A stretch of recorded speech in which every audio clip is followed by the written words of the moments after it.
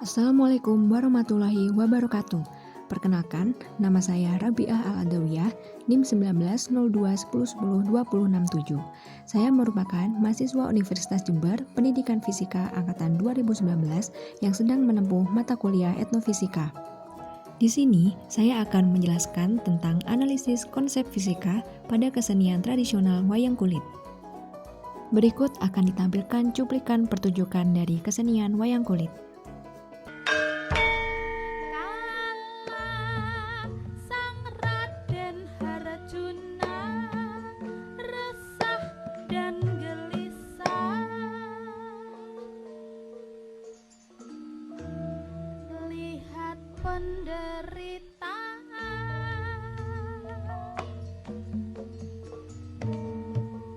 Rakyat jadi korban akibat peristiwa.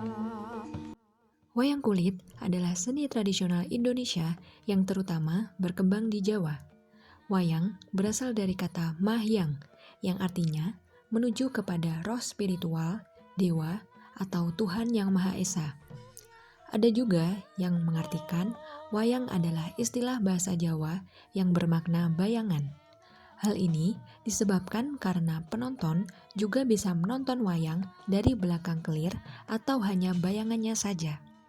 Wayang kulit dimainkan oleh seorang dalang yang juga menjadi narator dialog tokoh-tokoh wayang dengan diiringi oleh musik gamelan yang dimainkan sekelompok nayaga dan tembang yang dinyanyikan oleh para pesinden.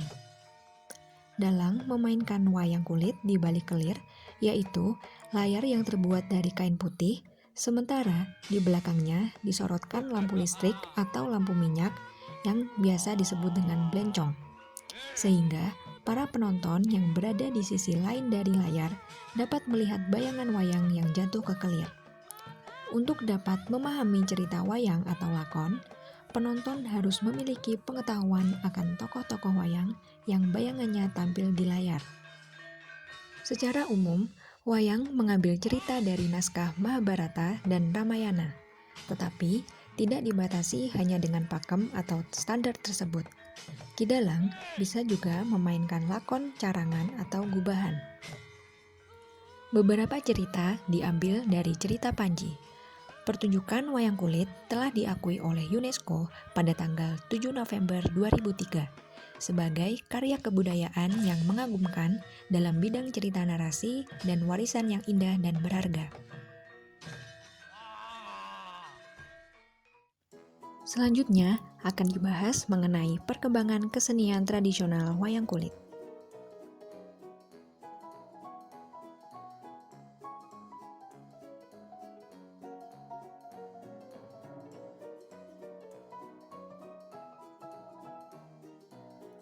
Wayang lahir dari para cendekia nenek moyang suku Jawa di masa silam.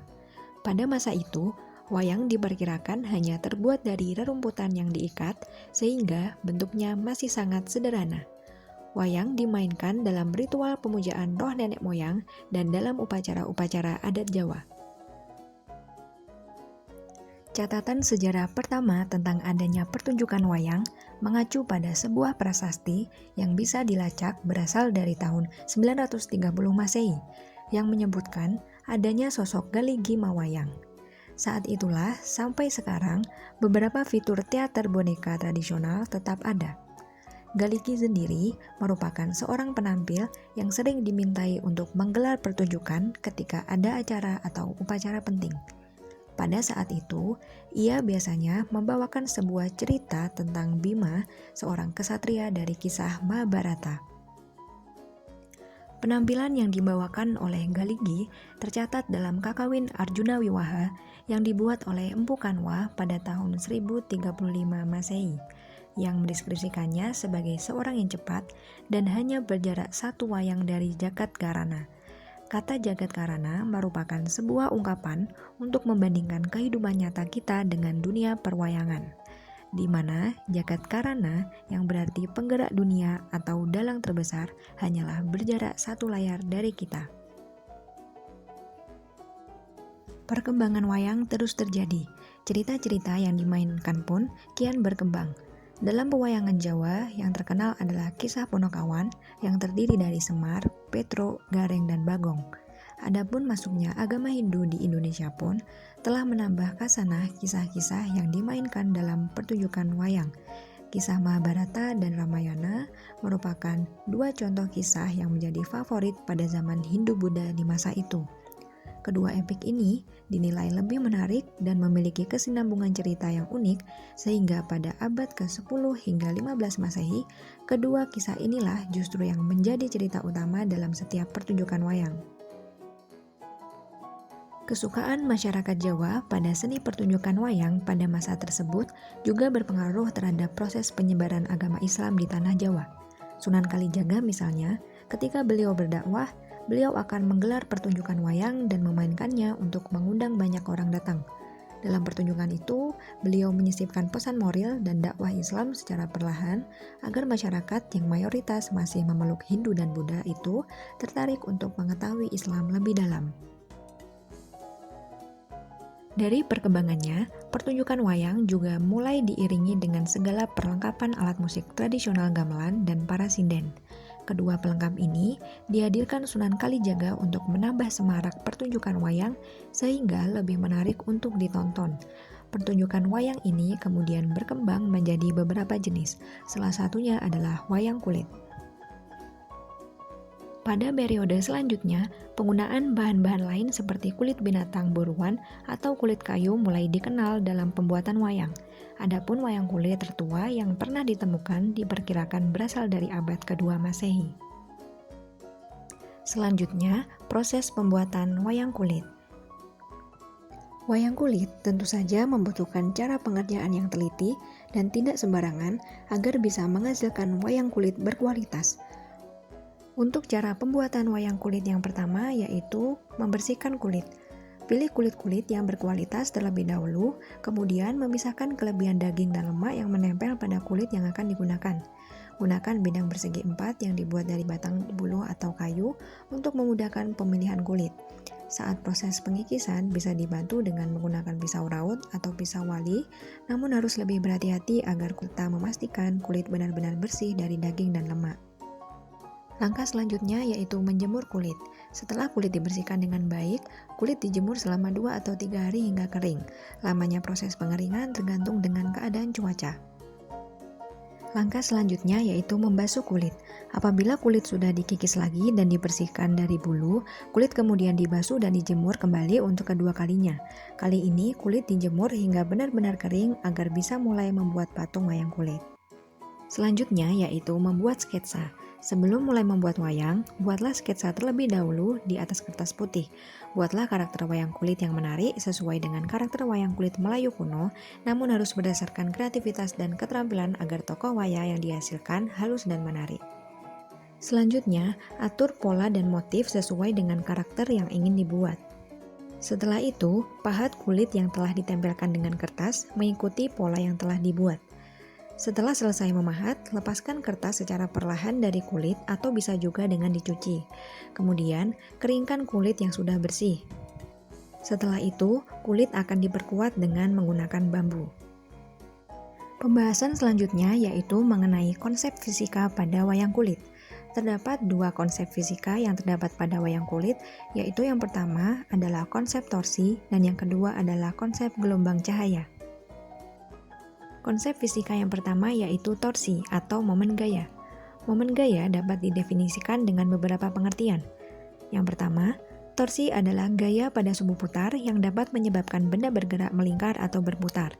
Yang kedua, torsi disebut juga momen gaya. Yang ketiga, momen gaya atau torsi bernilai positif untuk gaya yang menyebabkan benda bergerak melingkar atau berputar searah dengan putaran jam dan sebaliknya. Yang keempat, setiap gaya yang arahnya tidak berpusat pada sumbu putar benda atau titik massa benda dapat dikatakan memberikan torsi pada benda tersebut. Torsi atau momen gaya merupakan hasil perkalian antara gaya dengan lengan gaya. Torsi dapat dirumuskan sebagai berikut, yaitu TO sama dengan R kali F, di mana TO adalah torsi atau momen gaya dengan satuan Newton meter, R adalah lengan gaya dengan satuan meter, F adalah gaya yang diberikan tegak lurus dengan lengan gaya dengan satuan Newton. Jika gaya F yang bekerja pada jarak R arahnya tidak tegak lurus terhadap sumbu rotasi putar benda, maka besar torsi pada benda yaitu T sama dengan F kali R sin theta, dengan keterangan T sama dengan torsi dengan satuan Newton meter, R sama dengan lengan gaya dengan satuan meter, F sama dengan gaya dengan satuan Newton, dan theta sama dengan sudut antara gaya dan sumbu rotasi putar.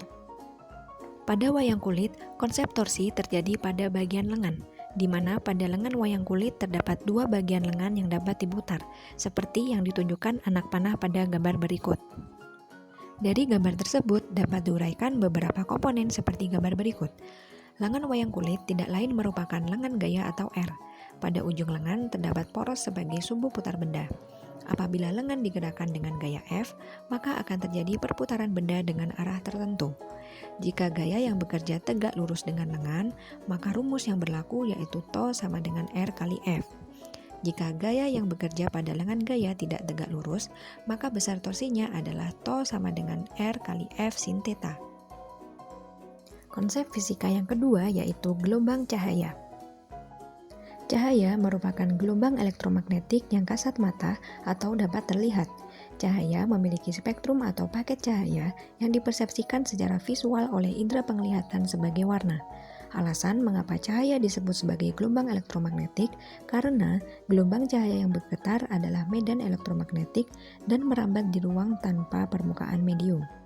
Cahaya merambat menurut garis lurus.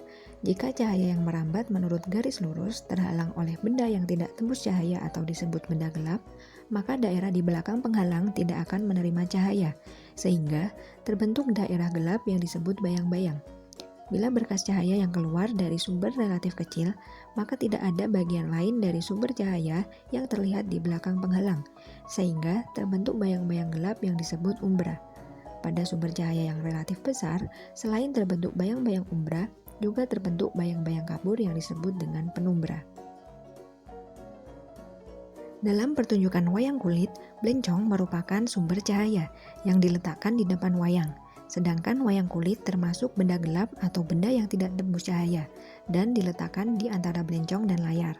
Dengan demikian, cahaya blencong akan terhalang oleh wayang, sehingga terbentuk bayang-bayang wayang pada layar. Jika berkas cahaya yang keluar dari blencong relatif kecil, maka akan terbentuk bayang-bayang umbra wayang yang terlihat jelas pada layar. Tetapi, jika berkas cahaya yang keluar dari blencong relatif besar, selain terbentuk bayang-bayang umbra wayang, juga akan terbentuk bayang-bayang kabur atau penumbra, sehingga bayangan wayang yang tampak pada layar menjadi kurang jelas. Sekian pembahasan analisis konsep fisika terhadap kesenian tradisional wayang kulit. Semoga bermanfaat. Wassalamualaikum warahmatullahi wabarakatuh.